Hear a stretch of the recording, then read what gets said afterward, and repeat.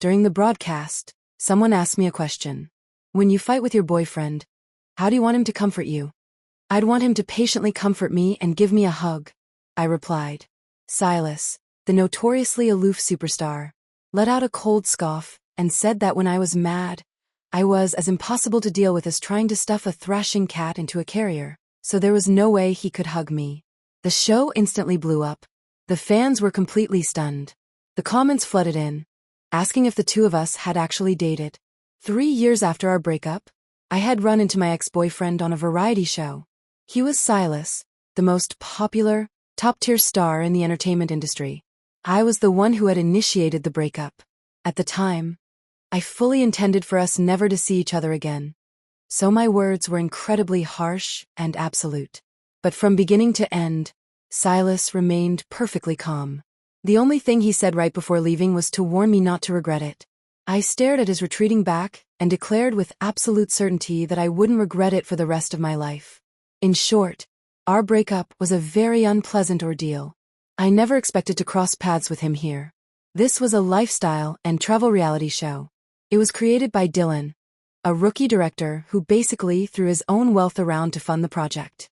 His goal was to promote the new talents signed to his agency. Fearing the show wouldn't generate enough buzz, he begged me, a washed-up actress who had already retired from the industry, to join the cast. Dylan believed that my presence would bring much-needed traffic to his program. I owed him a favor, so it was only natural for me to agree. However, given Silas's massive star status, he had absolutely no reason to appear on a variety show like this. I arrived at the set quite early. None of the other guests had shown up yet, but the live stream was already rolling. Inside the massive living room, it was just Silas and me. Well, there was also a cameraman crouching behind his lens. There was also a staff member standing next to him, frantically gesturing for me to warm up the atmosphere. But my pride wouldn't let me be the first to speak, so I just pretended not to notice. Meanwhile, Silas was a man of few words, as always. The awkward tension in the room was palpable. The real-time comment section slowly started scrolling. Viewers began asking if we had lost our ability to speak and why we were just sitting there in silence. Some speculated that we simply didn't know each other well. Others pointed out a fun fact that when I retired from the industry, Silas had just made his debut. They concluded that we never had the chance to meet, which made the silence understandable. One viewer joked that despite us looking poised and attractive sitting there, our toes were probably curling hard enough in sheer awkwardness to excavate a basement. People laughed, telling each other to see the truth, but not say it out loud. Then, someone noticed that Silas kept staring at the empty table in front of him, questioning what was so interesting about it. Reading that comment, my curiosity got the better of me, and I glanced up at the table. The polished glass surface was gleaming so brightly it could double as a mirror. Just as I was silently mocking it, I suddenly froze. From a distance, it might not have been obvious, but sitting this close, I could see it perfectly. There was a reflection on the glass. It was Silas's reflection. Before I could pull my gaze away, my eyes locked with his. The deep affection simmering in his eyes was so intense that it made my heart skip a beat, searing me with its heat. Having known him for years, I understood Silas very well. Whatever he was about to say was almost certainly completely inappropriate for a live broadcast. Right before he could open his mouth, I abruptly shot up from my seat. Reacting to my sudden movement, the burning emotion in his eyes rapidly cooled down. A frosty chill crept into his expression as his dark eyes locked dead onto me. Oh great, he was angry. As that thought crossed my mind, a wave of immediate frustration washed over me. Seriously, what are you supposed to say when you run into your ex? I needed an answer, and fast. Before I could figure out a way to break the ice and ease the tension with him, the rest of the show officially started filming. The other guests finally arrived, and after a round of brief introductions, everyone made a beeline for the kitchen. It was simply time to eat. Aside from Silas and myself, all the other cast members belonged to the same talent agency. They were fresh faces, entirely untainted by the messy drama of the entertainment world, which made them incredibly naive and endearing. Chatting and laughing, this energetic group of young people effortlessly worked together to whip up lunch. As we sat around eating, Someone casually brought up the topic of whether people keep in touch with their exes. A sinking feeling immediately settled in my stomach. Given his intimidating industry status, I figured no one would have the guts to joke around with Silas. But I was a completely different story. These kids usually tagged along with Dylan to hang out at my place, so they knew me well, which meant they absolutely wouldn't let me off the hook. Just as I was calculating how fast I could shovel down my food and make an excuse to slip away, someone called my name. They asked me if I kept in contact with my ex after a breakup. Did sitting right across from him count as contacting him? I let out a dry, awkward chuckle and said no. Suddenly, a sharp clatter of silverware scraping against a ceramic plate echoed from across the table. I kept my head firmly down, entirely too afraid to look. The young woman sitting next to me chimed in, agreeing that she wouldn't either, adding that breakups were usually so ugly that reaching out again would just be humiliating herself. She then mentioned remembering that I had a thing for handsome guys, assuming my ex must be really good-looking. I cast a brief glance at Silas and answered with complete honesty that yes, he was handsome. Because I rarely ever spoke about my past relationships, their ears perked up, and they instantly grew more excited. She looked at me and assumed that because I had such a mild temper, I probably never fought with my partners. Hearing that, I couldn't help but laugh, pointing out that everyone fights in relationships, and I was no exception. A young man leaned in, confessing that he and his girlfriend bickered frequently, but he was clueless about how to appease her. He asked me, since I was a girl, how I would want my boyfriend to comfort me if we were fighting. I pondered for a brief moment before smiling and saying I'd want him to patiently comfort me and give me a hug. He immediately followed up, asking if my ex actually used to comfort me that way. My smile faded slightly, and I told him that no, he didn't. The moment the words left my mouth, Silas, who had been quietly observing the whole time, let out a harsh laugh. Everyone at the table froze and turned their attention to him. His expression was ice cold as his gaze locked directly onto mine. He scoffed coldly, demanding to know how he was supposed to hug me when an angry me was as stubbornly impossible to handle as trying to stuff a thrashing cat into a carrier. My smile completely froze on my face. As the entire room plunged into shocked silence, he relentlessly pressed on with another question. He asked if 3 years ago, when I fought tooth and nail to break up with him, it was just because he didn't hug me during an argument. He demanded to know if I would have stayed if he had hugged and comforted me back then. Oh, this was bad. I was absolutely doomed. My name and his immediately became top trending topics.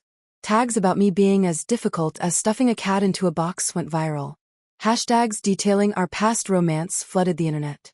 People were obsessed with his comment about hugging. After a full 3 years away, I was back at the very top of the trending charts. But instead of happiness, a wave of sheer panic washed over me. I clearly remembered my agent, Lynn, warning me before I left to keep a low profile on the show and to absolutely avoid generating any buzz around myself. And what did I tell her? Oh, right. I had confidently assured her that I had been irrelevant for ages, that the industry moved incredibly fast, and that nobody would even remember who I was. I had promised Lynn that I would behave and stay entirely under the radar. Remembering those words, I lifted my gaze to glare at the primary culprit sitting directly across from me. The man who had single-handedly caused this massive disaster was sitting there looking utterly composed. Meanwhile, Dylan was jumping around in an absolute frenzy. He wailed, calling us his ancestors and begging to know why we hadn't at least given him, the director, a heads up before dropping such a massive bombshell. He pointed out that the trending charts were completely dominated by the two of us, leaving him zero time to prepare any promotional materials. While he ranted, Dylan continuously shot venomous glares at both me and Silas. I couldn't hold back and simply reminded him that generating traffic was exactly what he had wanted in the first place. Dylan stopped his frantic pacing mid-stride and whipped his head around to stare at me. A brief moment later, realization dawned on his face, and he agreed with me. He asked himself why he was even panicking. I stared at him with blatant disgust. Dylan's mood instantly brightened, and in a surge of good spirits, he reached out and aggressively ruffled my hair. He called me babe and boasted that he knew bringing me on board would guarantee a hit, gloating that his sister Nina had accused him of messing around, but now she would have nothing left to say. I slapped his hand away, telling him to use his words and keep his hands to himself. Dylan merely clicked his tongue, his enthusiasm only growing stronger. But before his hand could reach me again, another hand swiftly intercepted his, blocking him entirely. Both Dylan and I froze, snapping our heads to look at the intruder. Silas's face was terrifyingly grim. He leveled a dark glare at Dylan and bluntly asked if he was finished speaking. Intimidated, Dylan quickly nodded and confirmed he was done. Silas then lowered his gaze to meet mine, suggesting we have a talk. Though phrased as a question, there was absolutely no room for negotiation in his tone. I pressed my lips tightly together, and after a long moment of silence, I gave a tiny nod. While we were talking, Dylan had tactfully vanished from the room. It was just Silas and me left inside. I exhaled softly, desperately trying to ease my mounting anxiety. The second I looked up, I found him staring fixedly at me without blinking. Instantly, all the mental preparation I had just scrambled together crumbled into dust. With a faint, almost casually detached expression, he asked me why I had disappeared. I nervously pinched my fingers together, offering no response. I could have woven 1,000 different lies to deceive him, but I simply didn't want to. When met with silence, a heavy frown formed between his brows. He then demanded to know why I had suddenly accepted a role on this reality show. After a few seconds of quiet, I told him the truth, explaining that I owed Dylan a favor, and since he had pleaded with me to boost his show's ratings, I agreed. His eyes narrowed with sharp scrutiny as he questioned what kind of massive favor could possibly push me to step out of retirement. It was a life-saving favor, but that was a truth I could never reveal. So, I remained stubbornly silent. Silas let out a harsh, angry laugh, mocking my refusal to speak. He noted sarcastically that after 3 years apart, I had certainly accumulated a lot of secrets. He challenged me, asking if I could at least tell him why I broke up with him back then. I hesitated for a brief second before giving the same old answer, saying our personalities clashed. Incompatible personalities. That was the phrase I had heard most often when we were together. People always said that two individuals with such similar temperaments were never suited for a relationship. After hearing it repeatedly, those words had rooted deeply in my mind. During the breakup, it was the exact excuse I blurted out. And it was still the only excuse I had to offer now. Naturally, Silas didn't buy a single word of it. He sneered, pointing out that 3 years ago I had brushed him off with the exact same pathetic excuse, and nothing had changed. He declared fiercely that he loved me, yet I was treating him like an absolute fool. He demanded to know if I honestly thought he didn't have a temper. After dropping those words, he spun around, his face dark with fury, and slammed the door behind him. I was left entirely speechless. The conversation had ended in complete disaster. However, the show still had to go on. During the temporary 1-hour halt in production, the online traffic for the show skyrocketed to levels rivaling the flagship programs of major mainstream television networks. Dylan made it clear that, even if the sky were falling, filming would proceed. He even took the liberty of forcibly steering the travel-oriented concept completely off course. In short, it wasn't officially a dating show, but it might as well have been. The first scheduled activity was taking a yacht out to the open ocean to go fishing. When I heard the plan, I genuinely thought Dylan had lost his mind. Fishing out on the ocean under the scorching midday sun. Was he out of his mind? Sitting on the deck of the yacht, I squinted up at the blinding sun and let out a heavy sigh. The young guest sitting next to me was bouncing with excitement, acting like a monkey finally freed from its cage. Annoyed, I subtly shifted my seat, attempting to put some distance between us. Unfortunately, I completely forgot that someone was sitting immediately to my right. The moment I moved, my arm slammed right into his. I quickly turned my head, offering a sheepish, apologetic smile. As I started to apologize, Silas shot me a freezing glare and swiftly slid himself further to the right. Staring at the newly widened gap between us, I quietly swallowed the rest of my apology. His angry declaration from 2 hours ago, asking if I thought he had no temper, suddenly echoed loud and clear in my mind.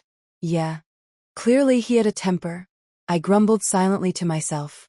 For the next 2 hours, I kept the reality of his foul mood firmly at the forefront of my thoughts. Fishing simply wasn't an activity I could handle, so I eventually snuck off into the inner cabin. Pulling out my phone, I aimlessly scrolled through social media. I quickly realized the comments were filled with relentless mockery. Viewers questioned what was wrong with the production crew, bewildered by the decision to go sea fishing in the middle of a blazing afternoon.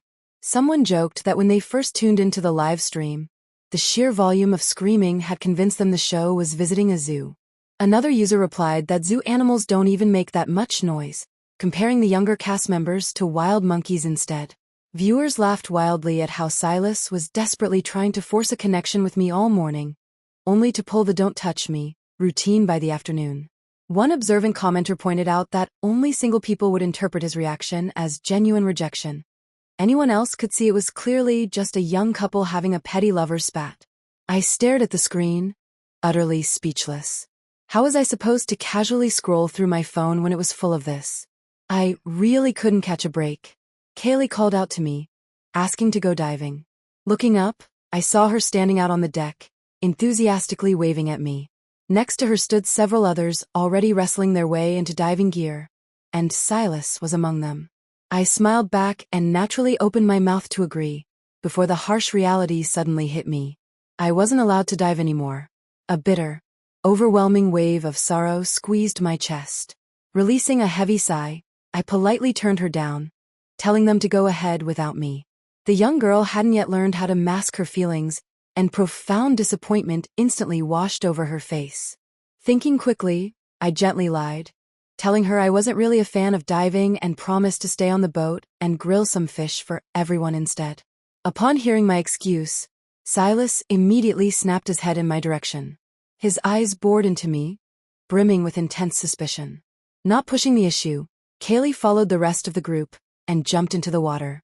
After watching the entire group plunge beneath the surface, I turned around, grabbed the heavy bucket of fish they had caught earlier, and set off to start preparing them. I had barely taken 2 steps when someone unceremoniously snatched the bucket right out of my hand. Startled, I whipped my head around to see who it was. Seeing Silas standing there, I gasped in shock, asking why he wasn't diving with the others. He replied with careless indifference that he had changed his mind. Cleaning the fish, prepping the side dishes, managing the grill, I was forcefully ordered to sit on the sidelines and simply watch the entire process. Willingly submitting to his command, I grabbed a tiny folding stool, planted myself next to him, and observed. The silence between us apparently stretched on too long, because Dylan quickly grew deeply dissatisfied. He blasted my phone with 3 consecutive 60-second voice messages. I glanced down at the screen and completely ignored him. Who in their right mind sends minute-long voice notes? And 3 of them in a row, no less. A second later, 2 text messages popped up from him. He begged us to say something, asking if we were starring in a silent film. He pleaded with me, calling me his ancestor again. Right beneath that text was a meme of someone dramatically dropping to their knees in a desperate beg. Entirely unbothered by his panic, I pocketed my phone and returned my attention to the sizzling fish on the grill. Out of options, Dylan desperately pivoted and started blowing up Silas's phone instead. Silas didn't even spare his screen a single glance. After some time passed, the rich, smoky aroma of the cooking fish became almost unbearably mouth-watering. Unable to resist the temptation any longer, I extended a finger and pointed at the fish closest to me. I asked if that one was ready to eat. Silas replied smoothly that the particular one had too many bones. I shifted my aim to the fish directly beside it and asked about that one. He countered that the meat on that one was too dry and tough, meaning it wouldn't taste good. I murmured a quiet acknowledgement and reluctantly pulled my eager hand back. Defeated, I picked up my phone to distract myself. A few moments later, Silas reached over and handed me a plate piled high with perfectly deboned fish meat. He commanded softly to eat it, stating the meat was tender and used to be my favorite. Thinking absolutely nothing of his gesture, I eagerly accepted the plate and started eating. But the online comments instantly exploded. Viewers teased that we were basically treating the show like our own personal dating ground. They relentlessly mocked Silas, sarcastically asking if he had forgotten he was supposed to be throwing a tantrum. Fans swooned, pointing out that even while actively holding a grudge, he still remembered my exact favorite food and meticulously pulled out every single bone, concluding that he was madly in love.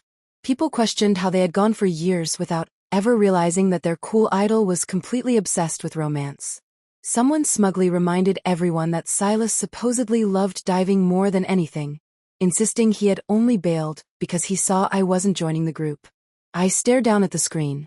My scrolling thumb froze entirely as I cast a careful, sideways glance at Silas. The truth was, Silas didn't actually like diving at all. I was the one who loved it. In the very first movie we had watched together, there was a specific scene where the male lead took the heroine diving, and the underwater scenery they swam through was breathtakingly beautiful. Even though I had long forgotten the title of the film, that single breathtaking image had remained vividly burned into my memory for years. The moment I received my very first acting paycheck, I relentlessly begged and pleaded until I finally wore him down, convincing him to take scuba diving lessons with me. He never showed a single ounce of genuine interest in the activity, yet he always accompanied me without fail. We had to sneak off behind Lynn's back every single time. To this day, he was the absolute only person on earth who knew about my passion for diving. The next morning, after breakfast, Dylan led us all out into the courtyard. In the middle of the previously empty space sat a table. On top of the table rested some sort of unrecognizable machine. Completely baffled, we all turned our eyes to Dylan. Unable to contain their curiosity, someone spoke up and asked what the machine was. Dylan grinned wickedly, looking exactly like the big bad wolf. He bragged that it was a lie detector he had managed to secure at a high price, boasting about how impressive it was. The moment the words, lie detector, left his mouth, I instantly understood exactly what that bastard was plotting. Nina always claimed her younger brother was nothing more than a wealthy fool who only knew how to spend money, not make it. But watching him ruthlessly milk this drama for every ounce of ratings, I thought he seemed incredibly cunning. If anyone ever called him stupid again, I'd be the first to fiercely disagree. Dylan was practically vibrating with impatience to begin. He announced we were going to play a thrilling game of true or false. He explained the rules. He would ask questions to the person wearing the detector. The rest of the group would guess if the answer was true or false, and then the machine would reveal the truth. Anyone who guessed correctly would earn a point, and the person with the highest score would win a free day off. This whole segment was born purely out of Dylan's twisted sense of humor. Its sole purpose was clearly to trap Silas and me. Realizing resistance was futile, I mentally surrendered and prepared for the worst. Just as I was about to volunteer to go first and get it over with, I saw Silas had already quietly seated himself in the hot seat. Dylan showed at least a shred of humanity by leaving some leeway in his first question. He asked Silas what had convinced him to join the show. Silas raised an eyebrow and shot back, asking if Dylan hadn't specifically used me as bait to lure him in. The machine didn't make a sound. He was telling the truth. Dylan then asked what Silas's relationship was with me. Silas flatly stated I was his girlfriend. The machine remained silent. A wave of shock rippled through the entire group. Genuinely confused, Dylan pointed out that we had broken up. Silas's expression didn't waver as he declared that since he never agreed to the breakup, it didn't count, and told Dylan to mind his own business. Once again, the machine offered no reaction. After a rapid fire of several more questions, the detector showed absolutely no intention of beeping. Not a single person in the room guessed correctly. The entire set fell into a stunned silence. Was the stupid machine broken? The online commenters were heavily doubting it too. They questioned if the silent machine was actually malfunctioning. Another argued it wasn't broken at all, claiming that spitting nothing but pure honesty perfectly aligned with Silas's hopelessly romantic persona. Others agreed, stating that watching this had finally made them realize Silas was simply deeply and profoundly in love with me. The audience was split right down the middle between those crying foul on the equipment and those eating up the romantic drama. When it was finally my turn, Dylan seemed determined to prove his expensive gadget wasn't effective, showing absolutely zero mercy. He aggressively asked what my relationship was with Silas. I answered that he was my ex. The machine didn't react. He then asked why we broke up. I told him it was because our personalities clashed. Immediately, the machine that had been completely silent the entire time erupted into a series of loud, frantic beeps. Dylan let out a sigh of relief. The machine definitely wasn't broken. Riding high on that success, he pushed harder, asking if I still had feelings for Silas. I flatly denied it, stating I didn't. The machine violently beeped once again. The younger cast members immediately erupted into chaotic, teasing cheers, completely loving the drama. I glared daggers at Dylan and hissed through gritted teeth, warning him that he had pushed it far enough. Thoroughly chastised by the warning, Dylan finally backed down. He lobbed a few harmless, irrelevant questions my way before letting me off the hook. Returning to my seat, I kept my eyes locked straight ahead, refusing to look at anyone.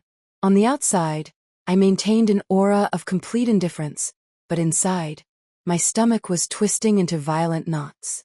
In just those few minutes, I had endured enough humiliation to last a lifetime. By the afternoon, Dylan finally remembered he was supposed to be directing a travel show. The second activity involved exploring the historic Old Town district. When the time came to announce the teams, it seemed everyone had universally agreed that Silas and I were a package deal, as absolutely no one even considered asking either of us to partner up. By the time the rest of the cast had paired off, Silas and I were the only two left, awkwardly standing at opposite ends of the group.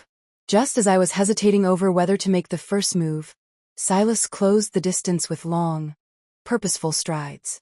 He stopped in front of me and, feigning complete casualness, asked if I wanted to team up. I forced a polite smile and agreed. Once the teams were set, Dylan explained the rules. He instructed each pair to use a $40 budget to purchase a single, unique item that screamed Old Town the moment someone laid eyes on it, emphasizing it needed to be highly distinctive and representative of the area. With the instructions clear, the group set off. The Old Town was sprawling, filled with a maze of winding, narrow alleyways that made getting utterly lost dangerously easy. Since my sense of direction was notoriously awful, my only option was to stick closely behind Silas. As we walked, Silas suddenly halted in his tracks. Seeing this, I quickly stopped as well, looking up at him in confusion. After 2 seconds of silence, seeing that I wasn't moving, Silas clicked his tongue in annoyance and took 2 steps backward toward me. Having him suddenly standing so incredibly close made me intensely uncomfortable. Instinctively, I shuffled sideways to put some distance between us. Silas smoothly wrapped an arm around my neck, pulling me in as he teasingly asked what I was hiding from if I supposedly still had feelings for him.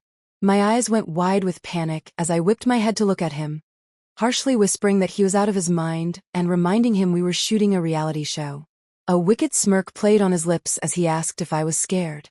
He taunted me, pointing out that back when I aggressively demanded a kiss at the amusement park, I hadn't shown an ounce of fear. I couldn't believe he was seriously dragging up ancient history right now. I shot back that those were completely different circumstances, desperately reminding him the cameras were actively rolling. His smile only grew more malicious as he coolly stated he didn't care if they were filming, since everyone already knew I was still in love with him anyway. Furious, I violently stomped down hard on his foot. Silas winced in pain and finally let go. I quickly took a massive step back and shot a panicked glance toward the cameraman. He was crouched on the ground, deeply engrossed in fiddling with his equipment. Instantly understanding the setup, I turned back and fiercely glared at Silas, calling him childish. He flashed a lazy, entirely unrepentant grin. I genuinely wished his massive fanbase could see this, to realize that their aloof, cool idol was actually nothing more than a giant, petty child. The cameraman finally gave the hand signal to start rolling again. In the blink of an eye, Silas completely wiped the smirk away, his face instantly shifting back into a mask of cold, polite detachment. He turned to me and formally asked if I had any ideas for the mission. I answered honestly that I had absolutely none. Silas paused for a moment before suggesting we just walk around and see what we could find. Without even waiting for my response, he turned and started walking ahead. I scrambled to keep up. The Old Town was beautifully preserved, offering gorgeous scenery along the route. Under normal circumstances, taking a slow, leisurely stroll through these streets would have been a profoundly relaxing vacation experience. Unfortunately, we were burdened with a task. Our minds were entirely consumed by the mission. After a long, agonizing stretch of tossing out ideas only for the other to immediately reject them, our already fragile truce was on the absolute brink of total collapse.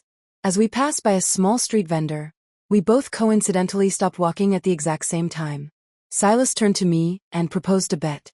Without a second of hesitation, I flatly refused, demanding to know why on earth I would ever gamble with him. Moving with agonizing slowness, Silas reached into his pocket, pulled out the $40, and casually waved it right in front of my face. He stated with absolute, commanding authority that he controlled the budget. Caught off guard by his sudden power play, my subconscious automatically submitted to his logic. I found myself asking what the stakes were. Silas grinned like a predatory wolf, explaining that if he successfully guessed what item I was thinking of, I would owe him one favor, but if he guessed wrong, he would owe me one. I suspiciously asked if it could be absolutely anything. He nodded firmly, confirming it could be anything at all. After a quick mental calculation, I figured the odds weren't terrible. So, I agreed.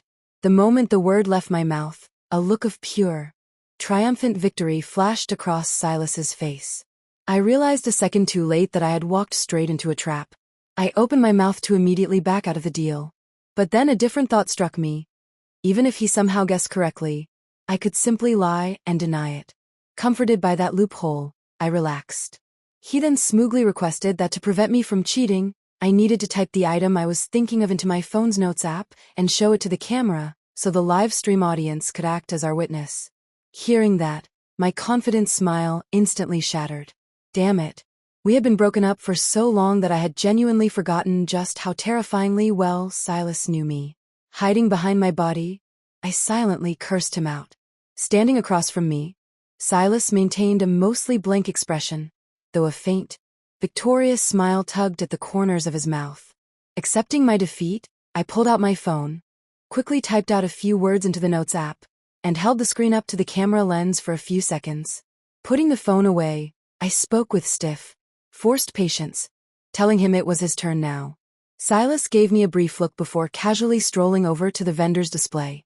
Acting like he had all the time in the world, he slowly and meticulously began sifting through the assorted items scattered across the table. Several times, his hand hovered agonizingly close to the exact item I was hoping he'd buy, sending my heart violently leaping into my throat. My emotions were strapped into a terrifying roller coaster, violently rising and plunging with his every subtle movement. Suddenly, he threw a quick smile over his shoulder at me. Then, he reached out and firmly grasped the Old Town tourist map he had casually bypassed several times already. My wildly racing heart instantly plummeted into my stomach. I felt completely and utterly defeated. Silas spent $5 of our budget to purchase the Old Town map. He turned and proudly displayed the map directly to the camera lens. He then looked at me and smugly asked if he had guessed correctly. I had lost the bet, and it was just one single favor, right?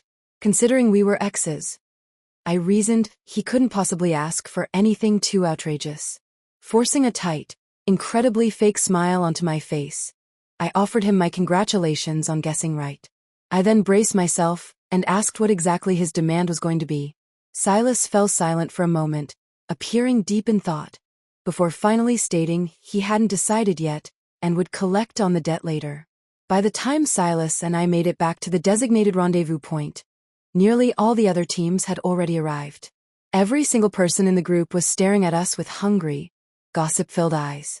Choosing to completely ignore their stares, I walked straight up and slapped the map down onto the table right in front of Dylan. Dylan glanced at it and dismissively asked why I was giving him a map, stating he had walked through the town before and already knew his way around. I glared at him and flatly announced that the map was our chosen item. Dylan immediately protested, arguing that a map didn't count because his rules specifically required something unique, highly representative, and instantly recognizable. I fired back with absolute confidence, arguing that an Old Town map was completely unique because it could only be bought there, and as for being representative, anyone looking at it would instantly know exactly what it was and where it came from, making it a perfectly valid choice. Thoroughly outmaneuvered, Dylan choked on his words, spending a long time struggling to formulate a counter-argument but ultimately failing. After judging all four teams' purchases, our map ultimately secured third place. I was highly satisfied with avoiding dead last. Because we had burned so much time wandering through the Old Town, it was already evening by the time we returned to the living quarters. Shortly after eating dinner, my phone rang with a call from my manager, Lynn. She immediately asked how things were going between me and Silas. I had foolishly assumed she was calling to check on my well-being, but the moment she opened her mouth, I realized she was just digging for gossip. Letting out an exasperated sigh, I clarified that Silas and I were strictly temporary co-workers forced together for a brief job, asking her what exactly she expected to happen. Lynn absolutely refused to believe me, insisting that the way he looked at me was so intensely passionate it was practically tangible, and arguing that no normal co-workers ever looked at each other like that. I paused to mentally review the day's events, asking if she was serious, before defending him by saying his behavior was perfectly normal and that everyone was simply overthinking it. Lynn stubbornly held her ground, declaring that she was speaking from experience and begging me to trust her just this once. She swore he was still hopelessly hung up on me and confidently predicted that his mysterious favor was going to be a demand that we get back together. Her words hit me like a sudden jolt of electricity, nearly launching me out of my skin. My voice shook violently as I stammered that it couldn't possibly be true. But knowing Silas's personality as well as I did, it suddenly seemed entirely plausible. The more I ran the scenario through my head, the more convinced I became. Panic creeping in, I desperately asked what I was supposed to do if she was actually right. Lynn scoffed at my hesitation, bluntly telling me to just get back together with him. A heavy silence stretched between us for a few seconds before I quietly pointed out the reality of my situation. Before I could even finish the sentence, Lynn angrily cut me off, demanding to know what was supposedly so wrong with my situation. She forcefully urged me to finally let myself off the hook. She reminded me that even the doctors had confirmed my condition was largely stable, explaining that as long as I attended my regular checkups and took care of myself, living another 20 or 30 years was entirely realistic, and she demanded to know what I was so terrified of. I sat in silence for a long moment before quietly confessing the truth.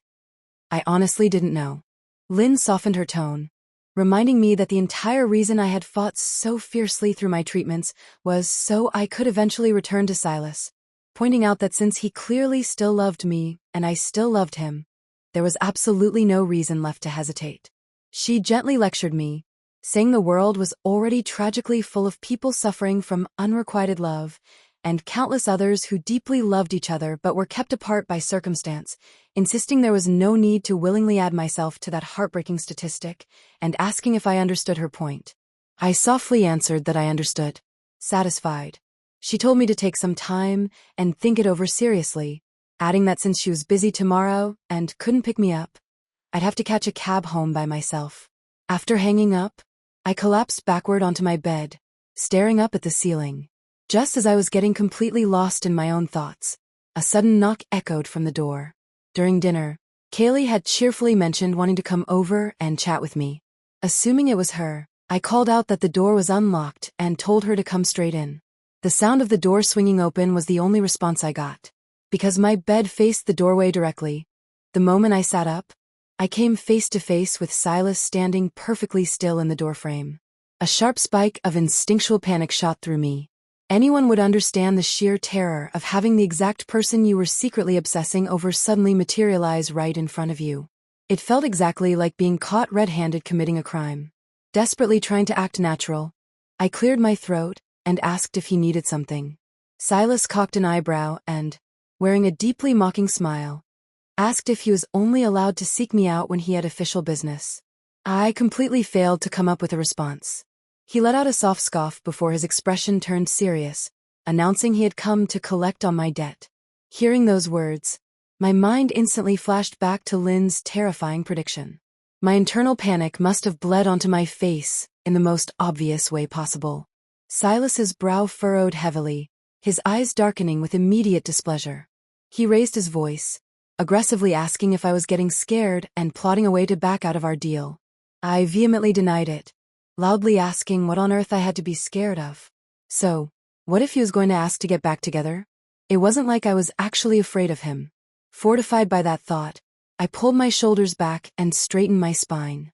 Projecting as much calm confidence as I could muster, I ordered him to hurry up and state his demand. He stared at me silently for 2 heavy seconds before slowly demanding that I fight with him. I froze, entirely convinced my ears had just malfunctioned. "What did you just say?" I asked, utterly bewildered. Demonstrating unnatural patience, he repeated that his demand was for me to have an argument with him. I was stunned into silence. Seriously, was there something fundamentally wrong with him? It took me a painfully long time to finally locate my voice again. Staring at his deadly serious expression, I delicately asked if he suffered from some sort of bizarre, twisted fetish. Silas shot me a deeply unamused glare, challenging if I was incapable of fulfilling the request. I quickly forced my face back into a serious mask, asking him to clarify exactly how he wanted me to yell at him and what specifically we were supposed to be arguing about. Remaining perfectly calm, he instructed me to fight with him in the exact same manner we had fought during our breakup. I was speechless once again. I absolutely did not understand his logic, but I decided to respect his bizarre wish. 3 minutes later, I found myself standing at the foot of the bed, positioned directly across from Silas. I frantically scoured my memory, trying desperately to recall exactly how that catastrophic argument had started. Was it because he forgot to buy my favorite milk tea? Or was it because he ignored my phone call? To be brutally honest, the actual reason was entirely lost to time. After a long, awkward silence, I tried to negotiate, asking if we could please just pick a different favor. He flatly refused, maintaining an absolute, unyielding stance on his choice. In my entire life, I had never encountered such a wildly absurd demand. Out of ideas, I decided to simply rip off some generic dialogue from a cheesy romance drama. I dramatically accused him of not even remembering my birthday, shouting that it proved he didn't actually love me. Because we were standing so close, I perfectly caught the split-second look of pure, unadulterated shock that flashed across his face. But he recovered with terrifying speed, instantly snapping back into character. He countered coolly that my birthday was August 24th, stating clearly that he remembered. Refusing to lose the momentum, I escalated my attack, aggressively asking why, if he remembered so well, he hadn't bothered to call or even send a single text message. Getting swept up in the heat of the moment, I passionately ranted about how last week I had specifically asked for a mango cake and he brought home strawberry, and how he had even messed up my milk tea order, furiously declaring that he simply didn't care about anything involving me. Carried away by my own performance, I grabbed a pillow and violently hurled it straight at his chest. Silas didn't even attempt to dodge. The moment the pillow left my hands, reality came crashing brutally back down on me. Staring at the pillow lying pathetic on the floor, an apology shot to the tip of my tongue, but sheer terror immediately swallowed it back down. Because in the next instant, Silas stepped forward and wrapped me in a crushing embrace. My eyes blew wide open, my body locking up in absolute, terrified shock.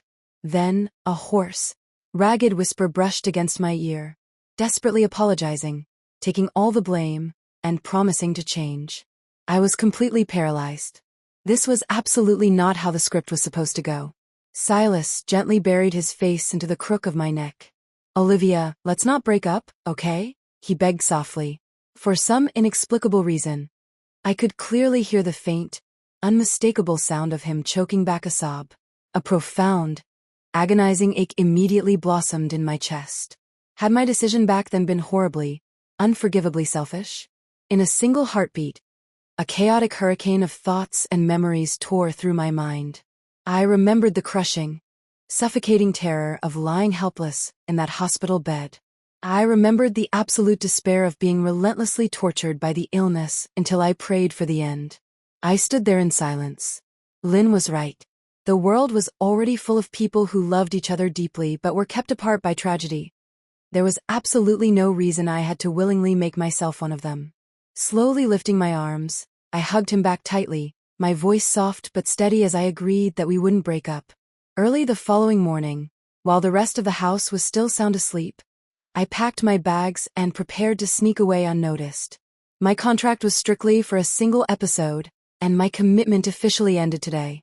I violently despised emotional farewells, so making a quiet, stealthy exit was my preferred strategy. Unfortunately, my plan fell apart when I crashed right into someone at the front door. It was 6 in the morning, and the sky was still blanketed in darkness. A thick morning mist clung to the ground, the damp air carrying the faint, sweet scent of blooming flowers. And there, casually leaning against the doorframe, was the silhouette I knew better than my own. A packed suitcase stood right beside him. I froze for a second before quickly closing the distance between us. I asked him if he was leaving too. Moving with practiced ease, Silas reached out, effortlessly claimed the handle of my suitcase, and bluntly asked why he would bother staying if I was no longer filming. My brow furrowed deeply as I accused him of breaching his contract. How could he just completely abandon his professional obligations like that? A faint smirk touched his lips as he leisurely explained there was no breach, clarifying that since Dylan had explicitly promised him I was only signing on for one episode, he had purposely only signed a contract for one episode himself. Half joking, I asked why he would blindly trust Dylan, pointing out that I easily could have changed my mind and backed out after he signed. His response was terrifyingly sincere. He stated that if I hadn't shown up, he would have simply beaten my location out of Dylan and hunted me down himself. My heart instantly started hammering wildly against my ribs. Desperate to ease the tension, I clumsily pivoted the conversation, asking what was going to happen to the show if both of its biggest draws just abandoned ship. He brushed off my concern, assuring me that since the show's popularity had already skyrocketed, there would be an endless line of celebrities begging to take our places, telling me not to worry about it. Silas glanced down at a notification on his phone, announced that his ride was waiting, and asked how I was planning to get home. After a brief moment of hesitation, I sheepishly asked if I could catch a ride with him. He agreed immediately, ordering me to send him the address. I followed him out the door. The second I settled into the car seat, an overwhelming wave of exhaustion crashed over me. Shifting closer, I let my head drop heavily onto Silas's shoulder and mumbled for him to wake me up when we arrived.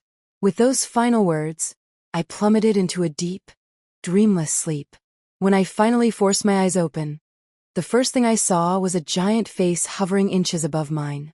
Without a single second of hesitation, I raised my hand and forcefully shoved it away. I was deeply annoyed. I asked Lynn if she could please, for the love of God, cure herself of her creepy obsession with looming over sleeping people. Lynn simply shook her head, casually defending herself by claiming that a habit built over 3 years couldn't just be broken. That was complete garbage logic. I pushed myself up into a sitting position, taking a moment to clear the fog from my brain, before a sudden realization hit me. I quickly asked Lynn where Silas had gone. She informed me that he had carried me up the stairs, dropped me off, and immediately left. I buried my face in my hands, groaning and demanding to know why she hadn't woken me up. Lynn rolled her eyes dramatically, defending herself by saying my boyfriend was shooting her death glares if she so much as stepped too heavily, asking how on earth she was supposed to yell at me to wake up under those conditions. Refusing to believe a word of her exaggerated story, I threw my legs over the side of the bed and headed for the bathroom to wash up. Lynn trailed right behind me, leaning against the door frame and watching me intently. I focused entirely on brushing my teeth, but her heavy, penetrating stare was impossible to ignore. Finally giving up, I let out a loud sigh and told her to just ask whatever was burning a hole in her brain. Her eyes instantly lit up with excitement as she demanded to know if Silas and I were officially back together. I confirmed that we were. She immediately followed up, asking if I had finally told him the truth. My brushing halted for a second as I honestly admitted that I hadn't. A heavy silence fell over the room for a few seconds before Lynn let out a long, weary sigh, muttering about how exhausting romantic relationships were. Despite her complaints, she offered me one final piece of genuine advice. She gently warned me that since I had chosen to be with him, I absolutely needed to find the right moment to come clean, insisting it was the only fair thing to do for both his sake and mine. I lowered my eyes to the sink and vaguely promised to handle it eventually. Catching the sudden, dark dip in my mood, she gracefully changed the subject. She asked if it was time for my next medical checkup. Doing the mental math, I confirmed my appointment was scheduled for the next day. Checking her schedule on her phone, she offered to accompany me since her morning was free. I shook my head and turned her down, insisting it was just a routine follow-up and I could easily manage it alone. Lynn hesitated, her worry clear, and pushed back, insisting she still felt uneasy letting me go by myself. I let out a frustrated breath. I reminded her I was a fully grown adult, asking what exactly she thought was going to happen to me and telling her to just let it go. My absolute confidence backfired spectacularly the very next day. While leaving the hospital after my appointment, a paparazzo managed to snap a picture of me. The photo of me standing outside the hospital's main entrance was immediately leaked onto the internet. To make matters infinitely worse, someone had also captured a picture of Silas carrying me into my house the previous morning. Slimy, unethical gossip bloggers rapidly connected the two unrelated events to fabricate a massive scandal. Suddenly, hashtags declaring me pregnant and confirming that Silas and I were living together dominated every social media platform. Even by the second day, those explosive rumors remained firmly bolted to the #1 trending spot. The attention was especially vicious around anything bearing Silas's name. The timing of it all was far too perfect to be an accident. It reeked of a highly coordinated, premeditated attack. These kinds of vicious smear campaigns were entirely standard within the entertainment industry. But it was glaringly obvious that I wasn't the actual target. The entire operation was a calculated strike designed specifically to destroy Silas. This was particularly devastating considering a major, career-defining film festival was just around the corner. My initial plan was to simply ignore the noise, but it seemed the situation had mutated into something I could no longer ignore. Having reached a conclusion, I grabbed my phone to call him. But before I could dial, Silas called me first. The exact second I answered the call, he aggressively bombarded me with 3 frantic questions. He demanded to know what I was doing at the hospital. He desperately asked where I was hurting. And he furiously questioned why I hadn't asked him to go with me. I was stunned into silence. Answering those questions honestly would require a very long, very painful conversation. Clumsily trying to deflect, I asked if the absolute chaos on social media was inflicting serious damage on his career. Completely unfazed by my terrible attempt at misdirection, he stubbornly dragged the conversation right back to his original point. He forcefully declared he didn't care about the internet rumors and could easily handle the fallout, aggressively repeating his demand to know exactly what was physically wrong with me.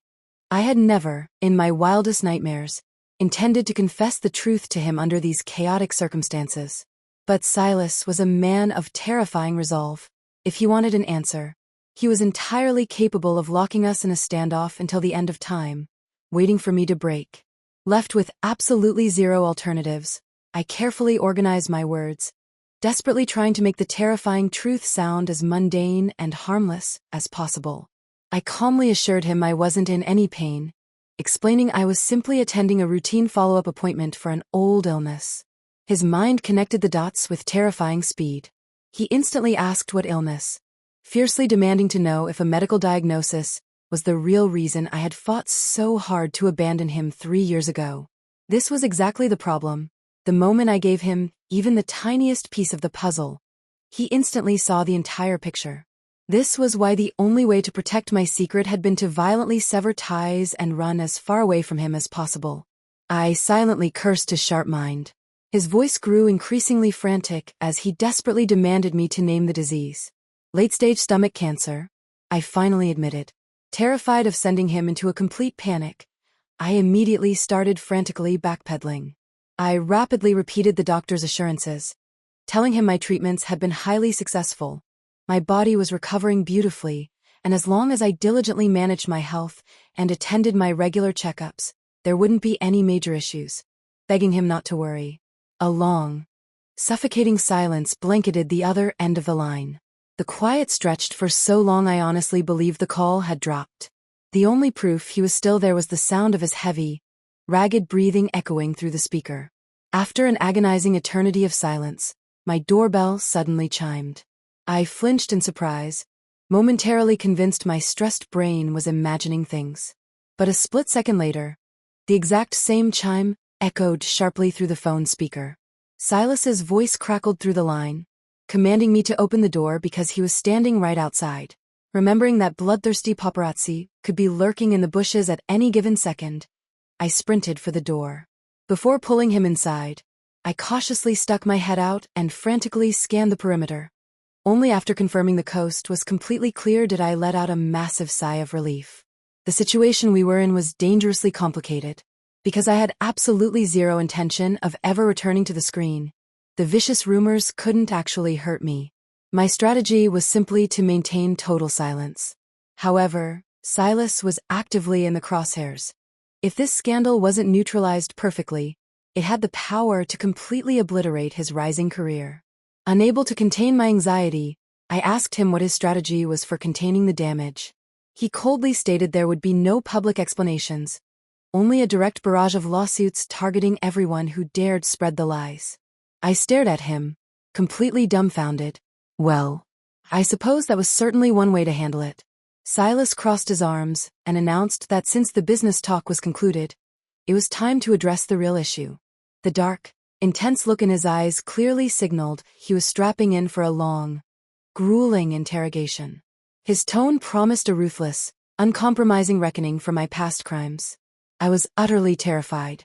My brain slammed into overdrive, frantically churning out desperate excuses to escape the impending doom. Just as all hope seemed lost, my absolute savior arrived. My phone rang. Grabbing the device like a lifeline, I flashed the screen at him, offering a hurried apology as I announced I had to take the call. I didn't walk. I practically fled the room. Clutching the phone to my chest, I sprinted out onto the balcony. I even took the extra precaution of pulling the heavy glass door securely shut behind me. Only after ensuring there was absolutely no way Silas could overhear the conversation did I finally look down at the screen. The caller ID flashed Dr. Peterson, my primary oncologist. I froze, an icy dread instantly pooling in the pit of my stomach. The last time he had personally called my cell phone was the exact day he officially diagnosed me with stomach cancer. I drew in a long, shuddering breath, violently wrestling my spiraling panic back under control. Forcing my voice to remain steady, I answered the call. I politely greeted him, wishing him a good morning. He returned the greeting with a warm, professional tone. I paused for a second before carefully fishing for answers, asking if my test results were finalized and if they had discovered any alarming issues. He confirmed that the results were indeed in, but the undeniable weight dragging his voice down was terrifying. The icy dread in my stomach rapidly evolved into suffocating panic. I gripped the phone tighter and firmly told him to be absolutely direct, swearing I was fully prepared to hear whatever news he had. Dr. Peterson remained agonizingly quiet for several seconds before finally breaking the silence, gently explaining that the scans revealed some highly concerning anomalies around my gallbladder, and insisting I needed to return to the hospital immediately for a battery of comprehensive tests. The moment the words registered, a deafening, high-pitched ringing completely consumed my brain. Highly concerning anomalies around the gallbladder. There was only one terrifying possibility screaming in my mind: gallbladder cancer. That exact same disease had ruthlessly slaughtered my mother, my uncle, and my grandmother. Dr. Peterson's voice, tinged with rising alarm, called my name repeatedly, desperately asking if I was still on the line. His frantic voice violently yanked me back to reality. I woodenly confirmed I was still listening. He gently asked if I could possibly make it to the hospital that very afternoon. I numbly agreed to come see him, thanking him for his time. The moment the call disconnected, every single ounce of strength instantly evaporated from my bones. I didn't need any further testing. The horrifying conclusion was already carved in stone. My temporary remission had been nothing more than a brief, cruel detour. My body had now violently slammed right back onto its predestined, fatal track. I was fundamentally incapable of escaping the cursed destiny carved into my DNA. I stood frozen on the balcony, completely swallowed by the suffocating darkness of my own thoughts. I was so deeply lost in my despair that I entirely failed to notice the balcony door sliding open behind me. I didn't even realize Silas was there until he was standing directly at my side. The ghostly pale color of my skin instantly triggered his alarm. His brow pinched together tightly as he anxiously demanded to know what was wrong and what had happened. My first instinct was to immediately lie to his face. But as the words rose to my throat, they painfully choked off. I stood in absolute silence for a moment before quietly posing a hypothetical question. I asked Silas if, one day, I suddenly demanded we break up again, would he ever agree to it? The color instantly drained from his face, replaced by a storm of dark fury. He aggressively demanded to know what terrible secret I was trying to hide from him now, fiercely asking if he was genuinely that unworthy of my trust. If he was so pathetic that I deemed him unfit to shoulder the burden alongside me. Olivia, wasn't violently pushing me away once enough for you? He practically shouted, his voice cracking with raw pain. I lowered my head, my hands curling into agonizingly tight fists in a desperate battle to keep my shattering emotions contained. After a long, agonizing pause, I finally made my choice. I slowly lifted my head, met his furious gaze, and delivered the devastating truth. My latest test results were highly concerning, pointing to a strong possibility of gallbladder cancer. His entire body visibly trembled as he desperately seized onto a sliver of hope, asking if possibility meant there wasn't a confirmed diagnosis yet. I couldn't bear to feed him false hope only to brutally rip it away later. Inflicting that kind of agonizing secondary trauma on him was unforgivably cruel. I simply couldn't do it. I coldly stated that while it wasn't officially confirmed, my mother, my uncle, and my grandmother had all been killed by that exact same cancer. Silas's voice grew frantic and highly agitated. He fiercely argued that just because they suffered that fate didn't guarantee I would suffer the exact same one. I shot back, bitterly demanding to know what right I had to assume I'd be any different. I was completely unable to brainwash myself into believing I was somehow the lucky exception to the rule. I had watched my mother die when I was only 8 years old. After finally reaching adulthood, just when I believed I could properly care for my father, a brutal car crash had violently stolen him away. Just as my career was skyrocketing, I was struck down by stomach cancer. Looking at my thoroughly cursed, tragically rotting existence, what possible evidence did I have to convince myself of a miracle? Silas offered absolutely no counterargument. He simply stepped forward and wrapped his arms securely around me. He begged me softly, pleading with me to stop pushing him away, asking me to just let him stay by my side, so we could face the nightmare together. After a long, heavy silence, I heard my own voice quietly agree. The terrifying reality aligned perfectly with my darkest predictions. I absolutely was not the lucky exception. Silas firmly held my hand as he guided me toward the hospital's main exit. Along the agonizing walk, I witnessed families utterly destroyed, weeping in pure, screaming agony. I saw faces illuminated by the blinding, joyous relief of a miraculous recovery. I saw the hollow, empty stares of absolute despair and terrified confusion. The moment we stepped through the front doors and out into the open air, I abruptly stopped walking. Thoroughly confused, Silas stopped and turned back to look at me. His face was a mask of pure, frantic worry as he quickly asked what was wrong and if I was in pain. I quietly assured him I was fine. A massive wave of relief visibly washed over his tense body. I stared deeply into his eyes, gathering every last drop of courage I possessed, and clearly announced that I was refusing treatment. I firmly stated that I absolutely refused to rot away in a hospital bed waiting for the end, and I refused to endure the endless cycles of agonizing torture that would slowly strip away my humanity until there was nothing left. I told him I refused to be twisted into a broken shell of a person that I wouldn't even recognize in the mirror. The world around us kept moving. The noise of the bustling crowds and the harsh, stinging stench of industrial disinfectant violently assaulted my senses. That toxic environment had been my entire universe for 3 agonizing years. And it was exactly what I was desperately rejecting now. Silas stared at me, his face an unreadable, emotionless mask, for an incredibly long time. I was entirely convinced he thought I was acting like a spoiled, irrational child. Releasing a defeated sigh, I opened my mouth to back down and claim it was just a bad joke. But before I could speak, his voice, rough and painfully hoarse, cut through the noise, simply saying, "Okay." I froze in absolute shock, only to hear him speak again. He softly promised that we would do it my way, and that we would stop the treatments. He tightened his grip on my hand and gently pulled me toward where the car was parked. "Let's go home," he said. "Yeah, let's go home," I echoed softly. A genuine smile finally broke across my face as I walked closely by his side. During the drive back, I pulled out my phone and began scrolling through photos. I pointed to a picture on the screen, marveling at the breathtaking beauty of the snow-capped mountains, and enthusiastically suggested to Silas that we go travel there. Silas briefly took his eyes off the road to glance at the screen, gave a firm nod, and easily agreed. Embarking on a spontaneous, rule-free adventure had been the absolute top priority on my bucket list when I was 18. In my youth, I had endlessly fantasized about wandering freely across the country, witnessing every spectacular sight the world had to offer. I never anticipated that the brutal reality of life would violently chain my feet, ensuring I never left. After a lifetime of tragic detours, I never expected that at the age of 28, staring directly at the rapidly approaching end of my life, I would finally be able to resurrect that dream.